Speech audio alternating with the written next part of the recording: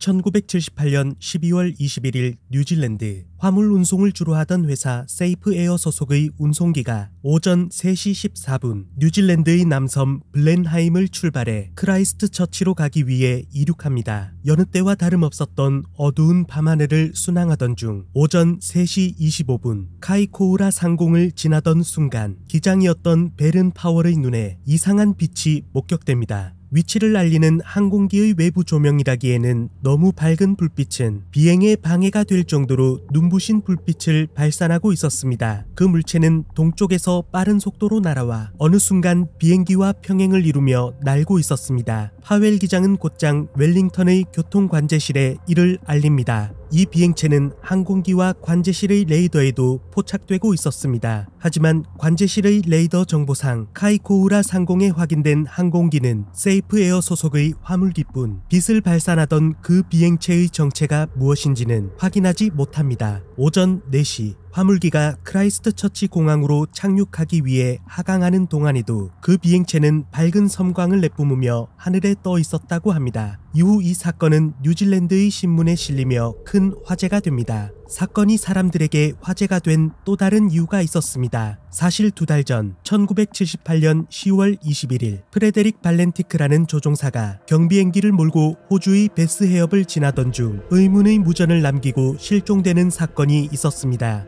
Seems to be playing some sort of game. He's flying over me. That strange aircraft's hovering on top of me again. It's hovering and it's not an aircraft.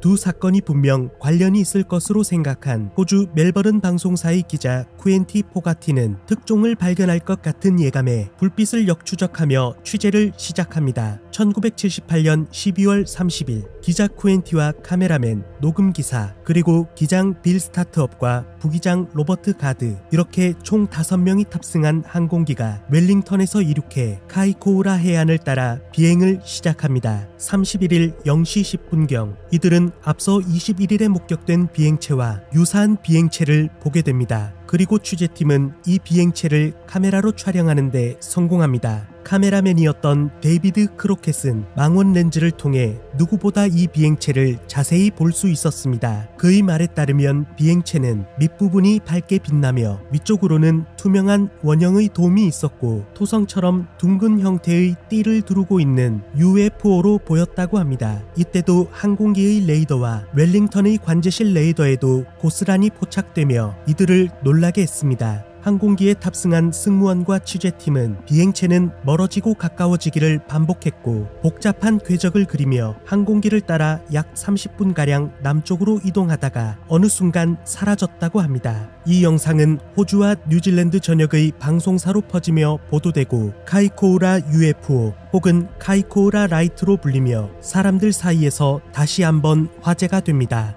하지만 당시 뉴질랜드 공군은 카이코우라 해변에서 발견된 의문의 불빛은 UFO가 아니라는 공식 발표를 합니다. 뉴질랜드 공군은 금성의 불빛 혹은 자연현상이거나 인근에 있던 오징어잡이 배의 불빛을 착각했을 것으로 판단했습니다. 그러며 취재팀이 탑승한 항공기가 요동치고 금성 혹은 고정된 유사한 불빛이 궤적을 그리듯 따라오는 것처럼 보인 착각일 뿐 UFO는 아니라며 이를 전면 부인합니다. 이후 카이코우라 불빛은 UFO였고 이를 정부가 은폐하고 있다 믿는 사람들과 단순한 착각, 해프닝이었다는 사람들로 나뉘게 됩니다. 그런데 2010년 12월 뉴질랜드 정부는 정보공개법에 따라 2000페이지가 넘는 UFO 관련 보고서를 공개합니다. 1954년부터 2009년까지 뉴질랜드 상공에 나타난 UFO 추정 물체를 분석한 보고서는 목격자들의 증언에 따라 UFO의 형태와 당시 상황을 상세히 기록한 보고서였습니다. 호주와 뉴질랜드 전역으로 카이코우라 UFO와 흡사한 형태의 불빛이 무려 120회 이상 목격된 사실이 기록되어 있었습니다. 여기에는 카이코우라 UFO 사건도 함께 포함되어 있었고 당시 몰랐던 또 다른 의문점이 나타나게 됩니다. 영상을 촬영한 시간은 1978년 12월 31일 0시 10분부터 30분가량. 하지만 당일 금성이 뜬 시간은 그보다 3시간 늦은 3시 20분이었습니다. 이들은 금성이 뜨기 약 3시간 전에 이 비행체를 발견했기에 처음 정부에서 발표한 금성일 가능성은 없었습니다. 그리고 분명 이 비행체는 레이더에도 포착되고 있었습니다. 당시 웰링턴의 관제실에서 근무하며 직접 당시 레이더 상황을 보았던 존 코디는 오징어잡이 배가 레이더에 포착되는 것은 맞지만 그 물체는 절대 배가 아니라고 주장했습니다. 선박은 레이더상 매우 느리게 움직이지만 당시 그 물체는 약 180노트, 시속 333km의 속도로 항공기와 비슷한 속도로 움직이고 있었습니다.